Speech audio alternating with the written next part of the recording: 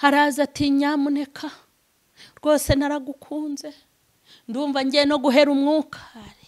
Haraza ati ndagukunda unanyemereye unyemereye no muri uku kwezi twakora ubukwe mureke mbabwire ndagukunda. Iyo bimbwiye mitamenya ko iryo jambo waribwiye abakobwa nka miliyoni nge nuko mita mbifata naho yaba ari nge wa mbere icyo kirori cy'umugore cyo bajya kumbwira ngo urankunda kandi nzi ko wabibwiye abantu nka 600 koko ibyo bintu bikamfata. Ngewe ntago umuntu ndagukunda uhanyuma se wankunda. Haraza ararerembura anterekera amaso nge nararakaye we urumva ntago nge kunderemburira waza kunderemburaho kuko narabamenye. Haranderemburira arikwedura arikwega ku mutima ni wabonye wikwegaho ngewe ndiri kobo imvuye ku ikosi imvuye gako. Harareremba ariko ngewe ibintu by'ibishwakumye ndanabimenye. Mana yampaye impano yo kureba ibishwakumye. Namubwiye ko nta gahunda yo gushaka afite nari nemeye ngo tuganire ngira ngo n'umuntu ibyago n'amakuba byishe agira ngo anganiriza aruhuke kuko nabo bajya babaho rwose. Maze ati wambabariye ukambera umugore mureke mbabwira agashya rero icyumweru yabimbwiyemo mu kindi niho nabonye yapostinze amafoto yakoze ubukwe. Ukajya ubwira ngo abantu barakijijwe ugatereta n'abanyamahanga ugatinyuka ugatereta n'abantu bari kwigira umubatizo ariko mbega inkunguzi ziri mu rusengero. Niko bishop ugatereta abagore ubereye bishop ugatereta abagore b'abadiyakoni yakoye we mufatanye ifunguro ryera. Abaguhamagara ngo uri umukozi w'Imana ngo bagusengere ubasengere ukabatereta. Umuntu akaza akakwaturira ngo afite intege nke z'ubusambanyi uti hava ahubwo namwe rero mujya kwaturira abagabo ngo mufite intege nke muri injishi ubuze umugore ubibwira. Iyo ugiye kwaturira umugabo rero naho yaba ari umupasiteri naho yaba ari igiki uti rwose ngiye ngira intege nkeya rwose Imana imbabarira ibyaha by'ubusambanyi ubu mubwiye uti mbese ukumva nandi biri hanze umunsi uzumva ushaka ko tuhatwika uzaze tuhatwike mwagiye mugira ubwenge. Niko mwabagore mwe urajya kwaturira ngo ni harya ngo ni ba bishop ariko se imbere babahereye babarya na n'ubu ntimuramenya yuko atari abakozi b'Imana. Bishop ufite ikibazo wanjye mu rugo urumva potre umugabo wanjye rwose ntago ajya anyura mu buriri mbega ubwenge buke.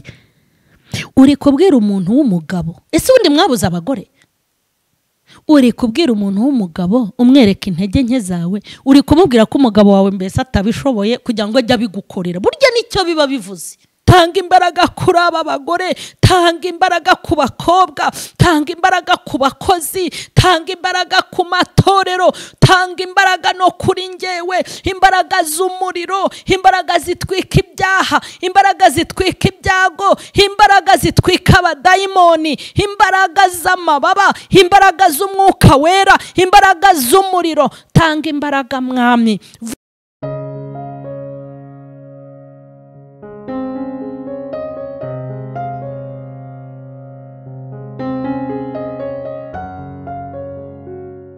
Ndabashuhuje mu izina rya Yesu Kristo w'i Nazareti. Amahoro y'Imana nabe muri mwe.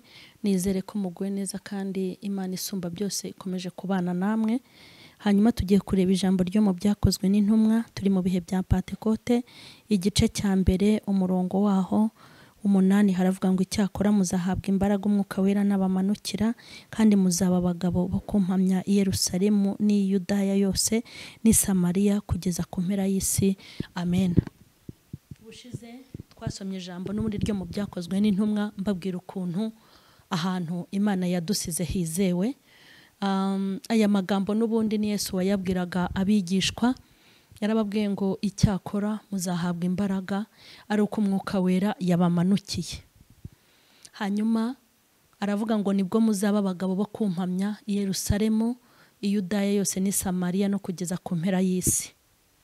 Hanyuma hari ikintu abantu b'Imana bibagiwe. Izi mbaraga z'umwuka wera Yesu yahaye abigishwa byari ukugira ngo basigare bahamya izina rye. Ariko ubu n'abari gushaka umwuka wera bari gushaka umwuka wera ubakoresha ibitangaza kugira ngo babone ayo barya. Ubu n'uwihinnye ahantu nawe rwose yabaye umwana mwiza, ariko abandi bajya kuzigura, aragenda akihina ahantu ati Imana mpa imbaraga. Imana imuha imbaraga kugira ngo abo yasengeye bagire gute, babyare, hanyuma bimwitirirwe. Ni nayo mpamvu burya benshi mutajya muzihabwa. Mu bintu byatumye umwuka wera usukwa ni ukugira ngo duhamye Imana, nta bindi. Ni uguhamya Imana, kandi ni uguhamya Imana ahantu hose, i Yerusalemu, i Yudaya, i Samariya, ndetse no kugeza ku mpera y'isi, duhamya izina ry'Imana. Guhamya Imana muri kiriya gihe byari bikomeye, kuko barayihamyaga bagatwikwa, barayihamyaga bagaterwa amabuye, barayihamyaga bakababamba babacuritse, barayihamyaga bakabicisha amabuye, barayihamyaga bakagira ingaruka. Ntabwo ari nk'ibi byacu ubu. Uhamya Imana ugasanga ibisorori, isorori, umuceri utetse neza, amaguru y'inkoko, ji, fanta, no kugutwara n'agatike muri envelope. Yego, bo rero barayihamyaga bakabizira. Yesu abararanganyijemo amaso, arabitegereza, abona yuko batazabishobora. Yavuze ndetse n'ijambo ryiza, yaravuze ngo uwo mwuka nuza uzabemeza iby'ibyaha byabo, kandi ngo uyu mwuka uzabafasha gutsinda ab'isi. Mbese uyu mwuka twawuhawe nk'umufasha ugomba kudufasha guhamya Imana. Niyo mpamvu mubona guhamya, nimba hari ikintu cyihisha abakozi b'Imana n'abakirisitu, ni ikintu bita guhamya. Kudahamya bitumye abantu basubira mu Egiputa, kudahamya bitumye abantu bihakana Imana. Kudahamya, nimba hari ikintu gikomeye, ni uguhamya. Guhamya umukobwa yakwatatse, yakweretse ikibero cy'umutuku, Mana ya Isiraheli, kugira ngo uhamye wabonye ukuguru k'umukobwa, kugira ngo uhamye wabonye ukuntu amaso yarerembura, kugira ngo uhamye yamaze gukubita ibuno waribonye. Ntibyabananiye se? Byarabananiye. Ariko izi mbaraga twarazihawe ngo duhamye. Niyo mpamvu rwose mbabwije ukuri, umuntu uzakubwira ngo uzaba umukirisitu udafite izi mbaraga aragushutse. Ubwo se urumva byakunda? Wowe urabona wacika abakobwa bari i Kigali udafite imbaraga z'umwuka wera? None si impamvu uririmba ukanasambana. Ngewe njya mbona ukuntu mwitera hejuru mubyina, mukenda kugera no kuri profu hejuru y'urusengero. Ariko uwakubona wikweduye utera amakorasi na ya majwi yokoyo yandi, na ya majwi meza, n'abakobwa bazigu. Uzi ko iyo tukubonye uri kwikwega hariya, nta muntu ushobora kumenya ko wirirwa urya iminwa y'abagore n'abakobwa. Ninde se wamenya ko bira bintu wabihuza bigahura? Ariko nugira izo mbaraga, Imana ihabwa icyubahiro. Ikizakubwira ko zikurimo nuko uzajya uhamya. Kandi murebe ukuntu uyu mwuka ari mubi. Nuko abantu bose Satani yarababwiye ati Imana se ntizi ko mufite imibiri atahavesha. Wabaho udasambana, wabaho utanasomana, kandi uri umusore. Ego Mana, kandi umubiri wawe ukora. Yesu we. Uzabimenya umunsi uzaba uri kuyaka umugore, igihe cyo gushaka kigeze sha, uri kuyibwira ngo ndashaka kuba umugabo, igukubita igisubizo ikubwira iti ko wamaze kuba umugabo kera urashaka kuba umugabo kwangahe. Igenda igukubita igikwangari cy'umukobwa wo kabyarawe, igupfunyikire nk'uko wayipfunyikiye, ariko ubwo urambaza iki? Igupfunyikire ikibiribiri nk'uko nawe wayipfunyikiraga. Nta soni. Ugahana randevu n'umukobwa uti amateraniro arangira saa 9, saa 1 biraba ari sawa, uze kuza kundeba muri geto. Mwankungu zimwe. Ngewe rero hari ibintu bintera isoni, hari ibintu mba numva ntavanga. hari ibintu mba numva ntavanga kwitwa umukozi w'Imana nkaza hano nkajya no gusambana no umva hari ibintu bitavangitse. Reka nkubwire oya pe, utange randevu ngiye kubwiriza sheri tuzahure kwa gatandatu oya nzaba nagiye mu ivugabutumwa, ahubwo nzarisoza ku cyumweru nka 2 z'ijoro waza kundeba nyagutsindwa akaza kukureba, hazakureba uvuye kubwiriza haze musambane. Mbabwira ngo muzikungurire ntazagira inkunguzi inkungurira. Ibi bintu byose impamvu yo gukizwa byabananiye, izi mbaraga nizo mwabuze.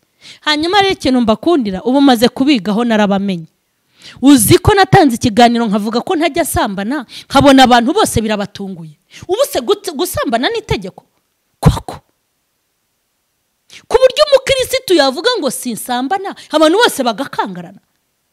Kuri buryo nababwira ngo Yesu ni umugabo wanjye mutishayira mini mitwara tubeshye.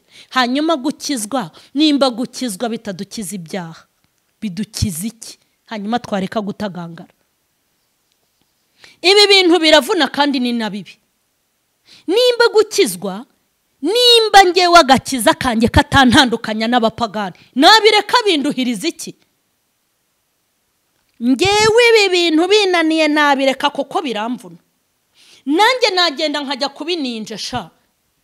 Ibyo agakiza nkabikubita ku ruhande, nkajya nkabikora neza nemye, nkahitamo kimwe. Ariko gufata agakiza ukajya ubwira ngo abantu barakijijwe, ugatereta n'abanyamahanga, ugatinyuka ugatereta n'abantu bari kwigira umubatizo. Ariko mbega inkunguzi ziri mu rusengero.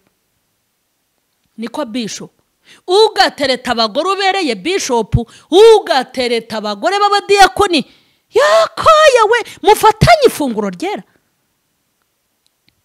Abaguhamagara ngo uri umukozi w'Imana ngo bagusengere, ubasengere ukabatereta.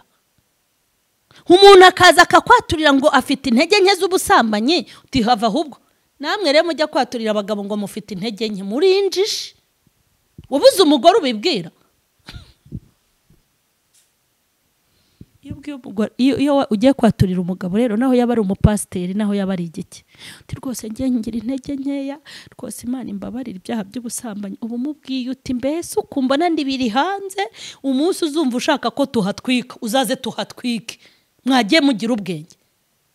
Niko mwabagore mwe urajya kwaturira ngo ni harya ngo ni ba bishop, ariko se imbere babahereye babarya. Na n'ubu ntimuramenya yuko atari abakozi b'Imana.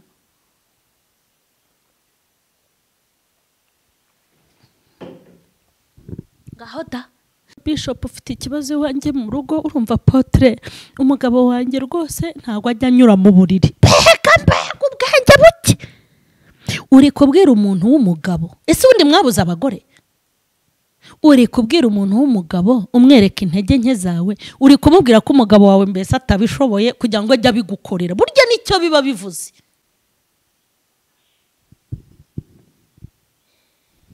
Reka mbabwire mutaratunga izi imbaraga nta na kimwe cyakangahe cyo gukizwa. Ntago hari ibintu bitakunda kugira ngo abantu bakizwe, kugira ngo abantu babane n'Imana neza, kugira ngo bashe kugenda muri uru rugendo bimere sawa, nuko ufite izindi imbaraga. Imana ishimwe. Izi imbaraga mvuga ni imbaraga z'umwuka wera, ni imbaraga ubana nazo zamara kukuzura. Imana ishimwe, zakuzuye zikugeze hano. Haleluya. Imbaraga z'umwuka wera zikugeza aha ngaha, ntago amaboko yawe yongera gukora ibyo ashaka. Imbaraga z'umwuka wera iyo zikugeze hano, ingingo zawe zose ziba zararengewe. Reka mbikubwiza ukuri, izi mbaraga iyo zikurimo, nta muntu wagukangisha ngo afite amatayi, nta n'uwagukangisha ngo afite amaguru meza, nta muntu wakureremburira ngo bikunde. Izi mbaraga iyo zamaze kukugeramo, nta wagukangisha amakofi ngo yuzuyemo amafaranga, nta wagukangisha amayero, nta wagukangisha amadolari, nta wagukangisha amanyarwanda, nta wagukangisha udufaranga twe. Iyo ufite izi mbaraga uba uri umukire, uba uri umutunzi, uba uri furu, uba wuzuye. Impamvu ubona amakofi y'abagabo karabya indimi, ukarabya indimi umugabo wese yakubaza ngo urinde se ugahita umubwira amazina yombi uko ari abiri ukamubwira naho uvuka naho ukomoka atanabikubajije nuko izi mbaraga utarazi ntago zirakugeramo. Ese uzajya ubona abagabo bose uhite usubira mu mwenda ariko mana uri umukozi w'Imana nuko izi mbaraga zidahari uzagwa ugushwa n'abakobwa bose. Genda ureba kuzarwara ibikanu ko hanze aha hari abagore ko wagira ngo hari uruganda rubakora. Izi mbaraga nizikugeraho nta mugabo uzagukanga, nta mugore uzagukanga, nta musore uzagukanga, hari abakobwa bazi guhamagara abagabo uwo kabyarawe, hari n'abagore bazi ingendo zabo zonyine zikabarembuza, imvugo bafite imvugo avuga yavuga muri kuvuga nuri umugabo ugahita urwara isereri yako kanya ugahita ujya muri koma kandi ukava muri koma nyine umubwira uti maka nimero kawe se ufite umwanya se ngo tujyana ahantu ukajya muri koma kandi uri ikiririmbyi nuko izi mbaraga uba wazibuze. Hanze aha hari abagore shitani yatoje gukubita ibuno we yarabibatoje hazi ukuntu ari kubita teteze kere bando zobrere hari kubita uvuye mu yitatu yari kubita gusa ugahita wibagirwa kuvuye mu yitatu utarya utanywa ugahita ukatira muri roge we nutagira izi mbaraga do bazakwica. Hari abantu satani yohereje ku isi ngo bamukorera akazi hashobora kukureba gusa indoro bagira indoro zabo kandi no mu rusengero bajemo baraje sha barabinitse barabinura mu myanya barahari no mu maprotokole baba bahari bambaye amabaje muri protokole barimo. Shitani abwira ati akabigisha ukuntu bari kuri birindura ijisho akari birindura ugahita umenya icyo akubwiye akubwira ariko burya nubwo ndi yakona humura nta kibazo nubwo ndi muri protokole humura naguha. Hanyuma nyine ugahita urwara ukarwara ibinya umubiri wose kuko udafite izi mbaraga. Umuntu udafite izi mbaraga aba mu buretwa bw'abadayimoni we uzi kubura umudiyakoni ukajya kugura indaya, uzi kubura umuhanuzi ukajya kugura indaya, uzi kubura umupasiteri ukajya kugura indaya kandi ufite umugore. Abantu badafite izi mbaraga mupfuye rubi hari ibara ritabera imbwa kandi bazabica babice. Abagore bo mu minsi y'imperuka bameze nk'imva zasamye nimva birirwa babashyira mu mva zabo muri ziriya mva zabo imva ubuzima bwabo imiterere yabo yabaye imva zihamba uko bateye. Ibi nimba ikubwira uri bubyumve iyo uvuye kwa maraya uhita wibuka ukuntu wari ufite Bibiliya abagukubise inyundo. Izi mbaraga rero haleluya, izi mbaraga zifite ubutware, izi mbaraga zifite ubushobozi, izi mbaraga ziragushoboza ukabasha kubatambukamo ukabasha kubanyuramo. Ni urugamba utakifasha, ni intambara utarwana uri wenyine wambaye inyama n'amaraso. Ni urugamba urwanana n'umwuka wera ukamara umwaka utiyanduje ukamara ibiro utiyanduje kubera izi mbaraga. Wakumva binakomeye ukazihamagara zigahita zikuzura. Haleluya, izi mbaraga ni ubushobozi, izi mbaraga ni ububasha, izi mbaraga zirashoboye kandi ziradushoborera. Ntago bizakunda mubwire Imana ibaha imbaraga z'umwuka wera nimuzisabe. Ntago muzacika abagabo bari hanze aha, abagabo bari hanze aha hari abagabo hanze aha bakoze training bayikoreshejwe n'abazimu. Abagabo harahisha impeta bigakunda, hakigira umusore bikemera, hakavuga ko atarashaka, kandi umugore n'abana yarabataye mu cyaro, hakakubwira ukuntu ureba neza, hakakubwira ukuntu usa neza, hakavuga ati ubu sinkisinzira kubera wowe. Hari n'igihe bikubwira yaryamanye n'undi cyangwa abyukanye n'undi, hakakubwira ukuntu ugomba kubaho neza, hakakubwira ukuntu nta kibazo uzongera kugira, hakakubwira ngo nugira ibibazo ujye umpamagara, hakakubwira ngo ndashaka kukwitaho, ndashaka kuguhanagura amarira, nkagukiza n'agahinda. Baratojwe ikuzimu, babigishije uburyarya, bazi ukuntu babiheza, bazi ukuntu babigenza. Mureke mbabwire, nge hari umuntu nigeze nibonera mu isi y'ababaho, ndavuga inti Imana izi kwihangana. Uzi ko kwihangana kw'Imana ari byo biyigira Imana we? Uzi ko umuntu yaje kundambagiza we nuko yasanze naracanye ku maso, ngewe izi imbaraga sinasaba ibirayi, ntarasaba izi imbaraga kuko sinarusyaho, nanjye ndi inyama ndamaraso, ariko izi imbaraga zirashoboye. Iyo uzitunze uba ufite ubushobozi, uba ufite ububasha bwo gutambuka mu bikomeye, bwo kuminuka imisozi no kuyiterera, kandi ukayiminuka nta cyago, nta n'icyasha kikuriho. Araza yiyoberanyije, umuntu utikoraho arampamagara, ngira ngo ni umuntu wenda wifitiye ibibazo by'urugo, abonye ibiganiro byanjye, inkunguzi ziragwira. Haraza ati nyamuneka rwose naragukunze, ndumva ngiye no guhera umwuka. Akunda umuntu ufite abantu 80 akunda, yenda guhera umwuka kubera umuntu umwe. Ati ariko muri indyarya byi, ngewe rero hari utuntu tutankurura, mbabwiza ukuri, ndagukunda.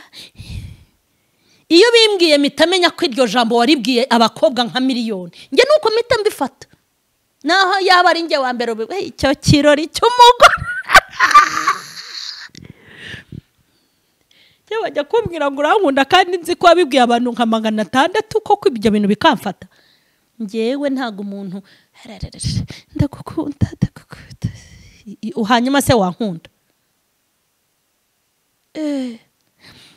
Haraza ararerembura, anterekera amaso, nge nararakaye we. Urumva ntago nge kunderemburira, waza kunderemburaho kuko narabamenye. Haranderemburira, arikwedura, arikwega ku mutima, ntiwabonye uwo wikwegaho, ngewe ndiri kobo, imvuye ku ikosi, imvuye igako. Arareremba, ariko ngewe ibintu by'ibishwakumye ndanabimenya. Imana yampaye impano yo kureba ibishwakumye. Haraza ati ndagukunda, unanyemereye, unyemereye no muri uku kwezi twakora ubukwe. Mureke mbabwire, namubwiye ko nta gahunda yo gushaka afite, nari nemeye ngo tuganire, ngira ngo ni umuntu ibyago n'amakuba byishe, agira ngo anganiriza aruhuke kuko nabo bajya babaho rwose. Maze ati wambabariye ukambera umugore. Mureke mbabwire agashya rero, icyumweru yabimbwiyemo, mu kindi niho nabonye yapostinze amafoto yakoze ubukwe. Kandi hahise yihuta, wambabari ukaza kunsura. Ariko rero abagore nimba ari nuko mujya musurana, kuko aba yabivuze asanzwe abizi. Nimba n'abakobwa ari uko mubigenza, muzashya bazabatwika pe. Reka nkubwire, ni gute umuntu akubwira ngo jya kumusura aribwo mukimenyana, mutamaranye n'iminsi. Haranahandangira ati nje ngufate muri icyo cyumweru, nukuri yakoze ubukwe arapostinga. Cyane agahindura kize, nukuntu namubonye apostinga amafoto ye n'umugore we. Ndavuga inti wa mugore ujyanye inyatsi gusa, izakwatsa tu. Yesu we, baba we, kandi mwese mugira isengero ngo musengeramo, ubwo bugegera n'ubugetura. Ibi bintu byose nuko tagira imbaraga z'umwuka wera. Nugira imbaraga z'umwuka wera uzamenya abo mugendana. Nugira imbaraga z'umwuka wera uzamenya abashyitsi wakira. Nugira imbaraga z'umwuka wera uzajya ukuburira. Nugira imbaraga z'umwuka wera uzakugira inama. Umwuka wera uzakwereka aho kunyura, uzakwereka n'icyo gukora. Mbasabiye imbaraga z'umwuka wera muri ibi bihe bya Pentecote, kugira ngo umwuka wera ajya kwereka aho ukandagiza ikirenge. Umwuka wera ajya kubwira amagambo ugomba kuvuga nabo mugomba kuvugana, nuko ugomba kubafata. Mwuka wera ujye guha imbaraga zo guhamya imbere y'inkumi, imbere y'abasore ndetse n'abagabo n'abagore bo mu minsi y'imperuka. umwuka wera gushoboze kandi akubashishe. Hari ibintu tutashobora, nanjye hari ibintu ntashobora, hari ibintu ntari gushobora, hari ibintu ntari kuvamo, hari ibintu ntari kubasha. Ariko reka nze nkubwire, waba ufite abantu nka magana ngahe bose bakubwira ngo baragukunda muri telefone, umwe yohereza ururabo, undi yohereza iki, undi yohereza iki, abakubwira ko bagukunda nk'ifi, ukuntu ifi ikunda amazi, abakubwira ko bazagutuza mu kwezi, abakubwira ko bwabakereyeho badasinzira, ukagira abantu bangana gutyo muri telefone, wabasha kubajera se udafite umwuka wera? Ntago wabasha kubajera, ntago wabasha, nta kuntu wabyitwaramo gute se? Uri umugore w'ibana, uri umukobwa utarashaka, uri umusore w'ibana muri ghetto, wabigenza gute? Urebe ukuntu bari abagore bagutereta, urebe ibintu bagukorera, urebe amatako bakoherereza muri telefone, urebe amabuno bakoherereza, urebe ya mafoto yo mu myanya y'ibanga, urebe iyo ugiye muri telefone uragenda ukagwa ku ifoto iteye isoni. Ese birawa bintu wabirokoka gute udafite izi imbaraga z'umwuka wera? Hanyuma tugiye gusenga. Ndabasabiye abakunzi ba Mama Sharirene, abazakurikirana ubu butumwa mwese, ndabinginze Imana ya Isiraheli ibamera imbaraga z'umwuka wera. Ntiwongere kurya no kuryama utarawubona, komeza ubusengero uzawubona. Izi imbaraga nizo zitubashisha. Bimwe mutubwira ngo mwabinyuzemo gute, ubu bushobozi nibwo twagendanye. Mama Sharirene ubibasha ute? N'ubu bubasha tubana nabwo. Ese buriyujera abagabo gute? Ni izi imbaraga zishoboza. Imyaka umaze kukiri muto ni izi imbaraga. Akoze ko umugabo yantaye ifite imyaka 27. Uziko ariyo nari mfite. Ni izi imbaraga, ni izi imbaraga, ni izi imbaraga. Haleluya. Ni izi imbaraga zishoboza umugore ukiri muto, zishoboza umukobwa, zishoboza umukecuru. Ni izi imbaraga iyo uzifite ubuzima bwo muri Kristo bugenda neza, gukizwa ntibikurushya. Ni izi imbaraga. Imodoka irimo essence ihita yaka rwose, ariko iyitarimo naho wakatsute ihita kwama. Izi imbaraga ziradushoboza tukanyura muri abo bagabo. Abagabo gusa se nabo badutumaho. Muzi ko hari abagabo bahabwa amafaranga kuri twe ngo baze batugushe? Mwabagome mwe mutuguririra ngo urashaka kubona ifoto ya Mama Sharirene yaryamye mu matuza y'abagabo. Ndabatembereje mu izina rya Yesu. Hari abagushakira agahamagara amabogari, hafite amatuza, hafite n'umufungo, bakaza mu bimodoka birijyana bitikoraho, bifite amaso nk'ay'umuntu, bihumeka nk'umuntu, ngo aje kugukanga. Iyo ufite izo mbaraga unyurwa n'igare ugendaho, ukanyurwa n'akamoto kawe, ukanyurwa na ka Suzuki, unyurwa n'uturayi tutarimo amavuta, ukanyurwa na ka mukaro katarimo isukari, unyurwa n'uko wibana, uranyurwa. Izo mbaraga ni ubushobozi Imana yasutse ku isi kugira ngo tubashe gukora uyu murimo, dushobore no kuba abakirisitu. Kandi reka mbabwire uyu mwuka wera ni nayo mababa tuzamera igihe Imana izabivuze. Mana nibaho umugisha uwavuga ibyiza imbaraga. Mbifurije Pentecote nziza, mbifurije kuzura umwuka wera mushyashya, abandi mbifurije kuvugururwa. N'ukuri Imana nanjye yongera imvugurure, igikomezi wumbatizamo, kuko ibindwanya byishyira hamwe uko bwije nuko bukeye, biba biri kundebera kuri radari yabyo. Imana ikomeze kumpa imbaraga, nawe ndazigusabiye mwami wanjye Yesu. Izina ryawe ndarishimye kandi izina ryawe nirihabwa icyubahiro. Uyu mwanya ndasenga kubwira ijambo wampaye, kubwiye message n'ubu butumwa. Ndasengera abadukurikiranye, basabiye imbabazi n'imbaraga. Bahimbaraga baraneshejwe, bahimbaraga baratsinzwe. Mana tanga imbaraga n'imbabazi kugira ngo bongere bakomeze urugendo kandi bongere bagende. Intwari yacu Kristo, intare yo mu muryango wa Yuda, igishyitsi cyo kwa Dawidi, dore tukwatsa imbaraga Yesu.